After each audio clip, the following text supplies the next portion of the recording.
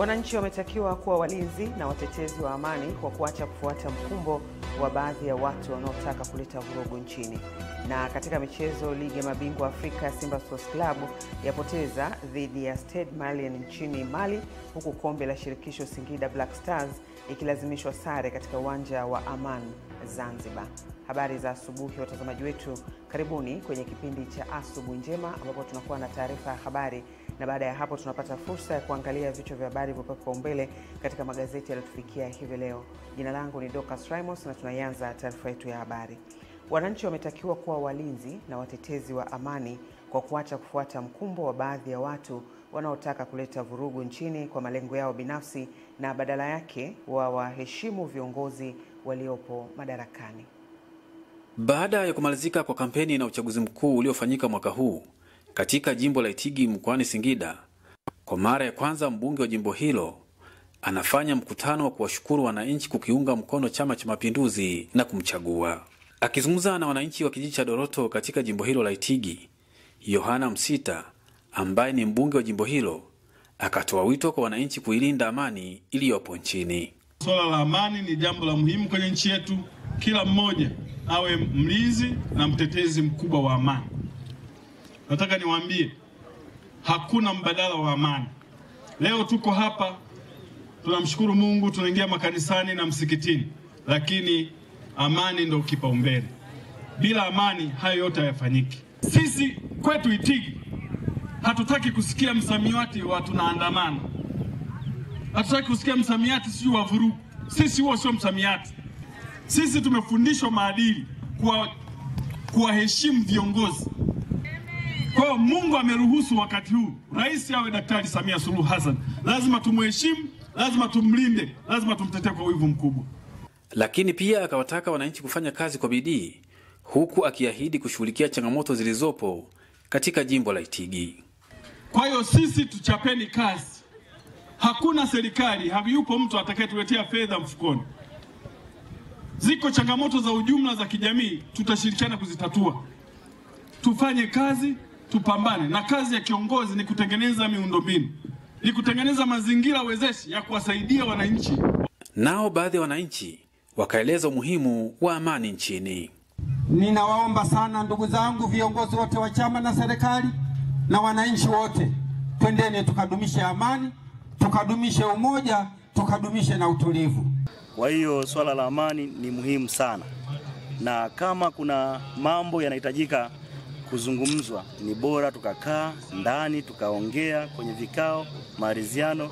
Nchi yetu kwanza ni nchi yenye amani. Mimi nasema kwamba hao ambao waliokuja kusababisha mpaka sisi tunapigana wenyewe kwa wenyewe, kwa kweli kwanza yani naumia sana. Kutoka katika jimbo la Itigi wilayani Manyoni mkoani Singida, Rafuru Kinala, Channel 10. Wa Tanzania wameendelea kukumbushwa kutunza amani iliyopo nchini na kujiepusha kutumika na makundi ya wanaharakati wa ndani lakini pamoja na wale wa nje kwa ajili ya kuharibu amani iliyopo. Wito huo umetolewa na vijana wanaharakati wazalendo waliozungumza na wanahabari jijini Dar es Salaam, ambapo waliwaasa vijana kutoshiriki katika uvurugaji wa amani, lakini pia wakatoa wito kwa serikali kuzingatia baadhi ya mashirika yasiyo ya kiserikali yaliyojikita katika kuchochea vijana kushiriki katika uvunjifu wa amani.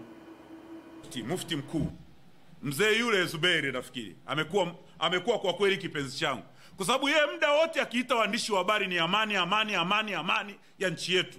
Yaani anatamani kuna nani yao wanaiombea amani nchi yetu. Lakini kuna wengine hapa tumekuwa tunazungumzia haki. Sasa Tanzania tuna haki ya kuabudu, tuna haki ya kuswali na kusali, tuna haki ya kununua, tuna haki ya kusoma, tuna haki ya kuoa, kila haki ipo. Tuna haki ya kula chips kavu 1500, tuna haki ya kula chips mayai 2000. Ndio nchi pekee.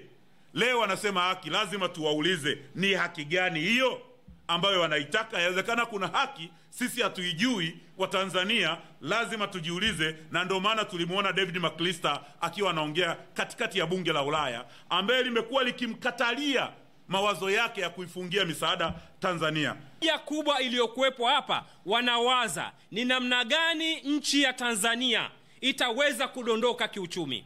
Ni namna gani nchi ya Tanzania itaendelea kubaki kuwa maskini? Nizungumze hivi, hii ni vita ya kiuchumi. Lengo ni kwa ajili ya kutaka kuiumbisha serikali ili serikali ihangaike na jambo jingine, isihangaike na uchumi wa nchi. Ndio pointi yao kubwa. Ndio maana tukiangalia yale maandamano yaliyosema ni maandamano, sisi wengine tunasema zilikuwa ni vurugu, kwa sababu sheria ya maandamano lazima ubebe ujumbe. Sheria ya maandamano haikuruhusu kufanya vurugu, kwa sababu unapokuwa na maandamano hutaki kufanya vurugu. Naam, Waziri wa Ujenzi Abdalla Ulega amewatoa hofu wananchi wa kijiji cha Kileo wilayani Moshi mkoani Kilimanjaro juu ya madai yao ya kufidiwa na serikali baada ya kupisha upanuzi wa ujenzi wa barabara kuu ya Moshi, Tanga na Dar es Salaam, kwa maelezo kuwa wote watapata stahiki zao baada ya utaratibu kukamilika. Waziri Ulega amebainisha hayo wakati alipotembelea eneo linalofanywa upanuzi kutokana na magari kushindwa kupita, hususan wakati wa mvua. Hivyo serikali kuamua kufanya matengenezo kwa kuweka makalavati yanayoruhusu maji kupita kwa urahisi ili kuyaepusha kuingia kwenye makazi na mashamba pamoja na barabarani. Nakwenda kuzungumza na waziri wa fedha na hazina. Sisi hilo eneo bado tunalihitaji kwa ajili ya maendeleo ya nchi yetu kwa kazi mbalimbali za kiserikali. Na niwahakikishie tu kwamba serikali haiwezi kuwadhulumu, serikali haiwezi kufanya jambo lililokuwa kinyume kwa wananchi wake. Juzi skimu ya umwagiliaji, Mheshimiwa Rais pia ametenga bilioni 4 kwenye ile skimu ya umwagiliaji ya Mawala. Tulikuwa kule na mkandarasi yupo site, tukishirikiana na majirani wetu wa TPC. Pia kuna fursa nyingi za vijana wetu, na leo tumefika hapa. Tumefarijika sana kwa kuona waziri wetu wa ujenzi kwa kazi kubwa inayoendelea kufanyika hapa, kama alivyosema meneja wa mkoa wa TANROADS. Tunawapongeza sana wizara yetu. Mapema akitoa taarifa ya mradi huu unaofadhiliwa na Benki ya Dunia kwa gharama ya shilingi bilioni 6.8 na kutekelezwa na mkandarasi mzawa, meneja wa wakala wa barabara mkuu wa Kilimanjaro Mhandisi Mota Kiando amesema mradi huo uko kwenye hatua za mwisho kukamilika. Tayari mkandarasi amekwisha anza kazi na amefika 70% ya utekelezaji wake. Kwa sasa ameshafanya kazi ya kujenga mabox culvert yote 7 yamekamilika na amenyanyua tuta. Kazi inayoendelea sasa hivi ni kujenga tabaka la pili, ambalo tabaka hili ni la changarawe pamoja na simenti. Ana kilomita 1.9 na ameshafanya karibu mita 725 na leo kazi inaendelea. Mkuu wa mkoa wa Kilimanjaro Nurdin Babu akaelezea namna serikali ilivyojipanga kuhakikisha mafuriko ya maji toka mto Hona, ambayo ndio yanayosababisha uharibifu wa makazi, mazao na miundombinu ya barabara, yanashughulikiwa kwa kushirikiana wa kiwanda cha sukari cha TPC kufanya udabuaji kwenye mto huo. Wale TPC wameshakubali kama alivyosema mkuu wa wilaya kutoa zile mashine zao, na tupate watu ambao wanaujua mto waelekeze ili waweze kudabua ule mto na kupeleka maji sehemu ambayo yanatakiwa kwenda baada ya kuingia kwenye nyumba za wananchi. Pamoja tunasubiri mipango hii mikubwa inayosimamiwa na mkuu wa mkoa. Ninyi na magreda yenu na vifaa hapa, wewe uje uangalie. Ni vizuri kwanza kuyatengenezea maji hayo njia kwa kushirikiana na wenyeji. Nikiripoti kutoka Moshi mkoani Kilimanjaro, Tadei Masawe wa Channel 10. Waziri wa Nchi, Ofisi ya Rais, Maendeleo ya Vijana, Dr. Joel Nanauka amesema serikali inasitisha ajira ya utumishi kwa mtumishi yoyote wa umma atakayebainika kukwamisha mipango ya maendeleo kwa vijana. Ni Dr. Joel Nanauka, Waziri wa Nchi, Ofisi ya Rais, Maendeleo ya Vijana, akiwatembelea vijana katika maeneo mbalimbali wanapokusanyika vijana hapa Manispaa Mtwara Mikindani. Waziri Dr. Nanauka anasema hii ndio namna ya utendaji kazi wake ya kuwatumikia vijana hapa nchini. Kila nilipopita niliwaambia msiniletee watu ukumbini au ofisini, nataka nikazungumza na vijana wenzangu mitaani. Katika ziara yake hiyo kwenye vijiwe, vijana wanaeleza changamoto zao. Tusani tulio kwa wengi sana hatuna ajira, ila kwa baadhi tulijikita kwenye masuala ya bodaboda, ila polisi wanatusumbua sana. Mimi mwenyewe nilikuwa na umiliki wa pikipiki 3, mara nimeshikwa, mara imeshikwa, nimeuza nimebaki nayo moja. Ina maana pale ajira yangu imeshadidimia.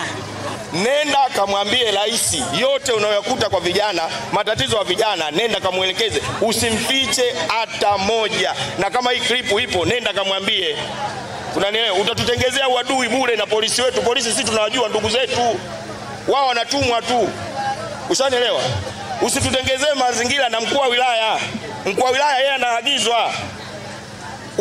Kuna watu wanomdanganya mheshimiwa rais, hawatafuti ambao yuko nao adili nao. Hata hivyo, Waziri Dr. Nanauka ataeleza kuwa hatua kali za kisheria ikiwemo kusitisha utumishi kwa mtumishi yeyote atakayebainika kuwa kikwazo kwa maendeleo ya vijana. Kwa yeyote ambaye atakuwa ni kikwazo kwenye maendeleo ya vijana hatavumiliwa kwa namna yoyote ile, atawekwa pembeni ili vijana maslahi yao yasizuiliwe katika taifa letu. Nao wazee wa Mtwara wakamsihi Dr. Joel Nanauka katika utumishi wake. Na kuomba mjukuu wangu, mwanangu Nanauka, usilewe na huu unyerere ulioupata. Kafanye kazi, rudi iangalie Mtwara. Vijana wenzako waangalie. Kwa hiyo nazidi kumwombea na afanye hivyo, na wakumbuke vijana, aendelee kuwajua vijana, awe pamoja nao vijana. Kutoka mkoani Mtwara, Adamarima cha Ndereteni. Serikali kupitia sheria ya ununuzi wa umma imezitaka taasisi zote za umma kutenga 30% ya bajeti ya ununuzi kwa ajili ya makundi maalum, yani vijana, wanawake pamoja na wazee, ambapo hadi sasa zaidi ya trilioni 1 zimetengwa kwa ajili ya makundi hayo. Akizungumza wakati wa kongamano la ujumuishaji wa watu wenye ulemavu katika fursa za kiuchumi jijini Dodoma, meneja wa uhusiano na mawasiliano kutoka Mamlaka ya Udhibiti wa Ununuzi wa Umma PPRA, Bi Remija Salvatori, amesema kiasi hicho cha fedha ni fursa kwa watu wenye ulemavu na makundi mengine. Hadi hivi sasa tuna makundi takribani 1000 tu. Haya ni machache kulingana na fursa zilizopo. Kwa hivyo tumekuja kuwapa elimu, kuwaelimisha, kuambia kwamba wana fursa ya kujiunga kwenye vikundi ili waweze kupata fursa ya kufanya biashara na serikali kupitia mfumo wetu wa NeST, kuomba zabuni hizo kwa sababu zimetengwa mahususi kwa ajili yao. Awali akiongea katika kongamano hilo, mwenyekiti wa shirikisho la vyama vya watu wenye ulemavu mkoa wa Dodoma, Mwalimu Omar Rubuva, ameiomba serikali kutoa elimu zaidi kwa watu wenye ulemavu kuhusu fursa zinazowahusu. Tunatamani kuona watu wenye ulemavu sasa hatuishii kwenye zile 2% zinazotolewa kwenye halmashauri. Tunatamani kuona tunavuka hapo. Baada ya kupata hizo 2%, tunafanyaje shughuli zetu? Na ni shughuli gani tunazoanzisha ili fursa iweze kuzaa fursa nyingine? Pengine tunatamani tuone vikundi vya watu wenye ulemavu huko mbele. Naweza navyo kuomba kuwa wazabuni. Nao baadhi ya watu wenye ulemavu waliohudhuria katika mafunzo hayo wakawa na haya ya kusema. Watu ambao na changamoto ya ulemavu unakuta bado baadhi yao ni kubwa. Hivyo mfumo wa serikali na ndani ya jamii kwanza ni lazima wakubali watu wenye ulemavu kuwa kitu kimoja na iwapokee, lakini vile vile kuwapatia fursa sawa na jamii nyingine ambazo zina changamoto ya ulemavu. Wanaohusika na mfumo wa NeST wajitahidi kufika chini huko kwa hao wajasiriamali wenye ulemavu, wasiishie tu kwamba sawa wametufundisha viongozi, lakini bado kuna wengine wanaohitaji wa kupata elimu zaidi. Na mbali na elimu zaidi, wapunguze masharti. Kutoka Dodoma, Roda Simba, Channel 10. Mbunge wa jimbo la Mbeya vijijini Patali Shida Patali ametoa kompyuta mpakato 84 katika shule za sekondari 4 za halmashauri ya Mbeya kwa lengo la kuwawezesha wanafunzi kujifunza kidigitali kwa kuwa vitabu vyote vinapatikana mtandaoni. Patali amesema kuwa kompyuta hizo zitaongeza uelewa kwa wanafunzi katika masuala ya tehama na kuwarahisishia walimu bajeti ya kununua programu za kuwafundishia, huku kaimu mkurugenzi wa halmashauri ya Mbeya Dindai Njire ameahidi kwenda kuvitunza vyema vifaa hivyo. Hizi maabara zinaenda kutumika kunufaisha wanafunzi wetu, lakini na jamii na watu. Mradi huu ni kuwa ndani yake na vitabu vya ziada na kiada.